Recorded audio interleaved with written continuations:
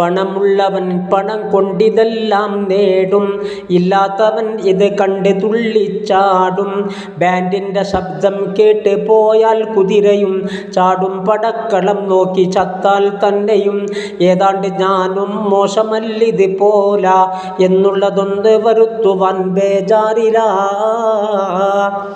ഇതുപോലെ വേണം എന്ന് അവനും പൂതിയായി, അതിനുള്ള മാർഗം നോക്കി അവനും ഓട്ടമായി. ആടിന് മുക്കണം ആന മുക്കും പോലെ, അറിവില്ല മൂലം വീഴുമേ പിന്നാലെ. പലരോട് തെണ്ടിയിട്ടെങ്കിലും ജോറാക്കണം, തറവാട് വിറ്റാണ്ടെങ്കിലും ചെലവാക്കണം. ധനദൃഷ്ടിയിൽ ഇതിനാൽ മതിപ്പുണ്ടാകണം, കഴിവുള്ളവൻ തന്നെന്ന് പലരും അറിയണം. ഇത് മോടിയായി നടത്താതിരുന്നാൽ പിന്നെ തരം താഴ്ത്തുവാൻ മതി നാട്ടിലാകെയുമെന്നെ.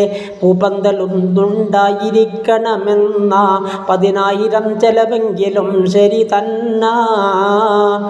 വർക്കന്നു ടെലിവിഷനും നടത്തൽ വേണ്ടതാ, അകത്തുള്ള സിറും വെളിയിലേക്കറിയേണ്ടതാ. പല സദസ്സിലും ഇത് കണ്ട് ആസ്വദിക്കേണ്ടതാ, ഇത് ഭദ്രമായി അത് കൊണ്ട് സൂക്ഷിക്കേണ്ടതാ. ഇബ്ലീസ് കൽബിൽ ചെന്നിതും മന്ത്രിച്ചതാ എന്നുള്ളതിവനറിയാതതിൽ കുരുങ്ങുന്നതാ. വട 10-15 അണിയിക്കണം, 50 കുറയാതെ കാറുണ്ടാകണം. പോകാൻ കുറഞ്ഞത് വേണ്ടതാ 120, പെണ്ണെങ്കിലും ആദ്യത്തെ മംഗളമാണിത്. കൈവള ഇടാൻ 120 അവർ വന്നത്, വിളിക്കുന്നതിനിരട്ടിയാ പോകേണ്ടത്.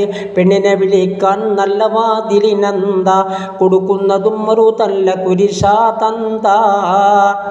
റഹ്മത്തിനുള്ള അംലാക്ക് മുകളിൽ നിന്ന് വരുമെന്ന് കണ്ടാൽ തടയുവാൻ ഇത് നന്ന്.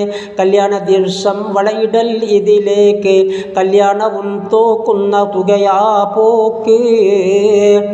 സമയത്തിന് എത്രയോ നഷ്ടമാണിത് കൊണ്ട്, ആർക്കൊക്കെ ബുദ്ധിമുട്ടും അതിൽ വരുന്നുണ്ട്.